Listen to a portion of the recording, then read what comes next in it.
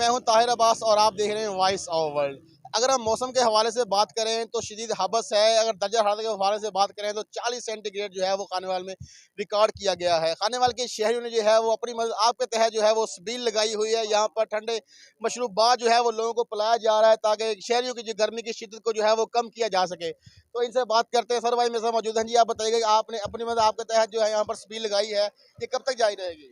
इंशाल्लाह जब तक अल्लाह ने चाहा इंशाल्लाह 5-7 दिन तक चलाएंगे। तो और खाने वाले के शहरियों को क्या पैगाम देना चाहते हैं आप? हम कहते हैं कि हर आदमी को चाहिए कि इसी तरह गर्मी का तोड़ हो, हर आदमी को ये पानी मिले, क्योंकि परेशानी बहुत है। एक तो महंगाई के सताए हुए हैं, ऊपर से गर्मी बहुत ज़्यादा है। आदमी ना किसी तरफ जा सकता ना कुछ कर सकता है। जो कुछ हो सकता है बंदा खुद रिलीफ करे तो बेहतर हो जाता है। जी, अगर कोशिश की जाए तो नामुमकिन को मुमकिन किया जा सकता है। गर्मी की शिद्दत बड़ी ज़्यादा है। कोई पैगाम देना चाहते हैं कि खाने वाले शहर में मुख्तलिफ जगह पर ऐसी छबील लगाई जाए? ये सबील ऐसी जगह लगाई जाए, कोई मुसाफिर होगा, इतना रश होता है कि जब पानी नहीं मिलता, उनको शरबत की सबील पिलाई जाए।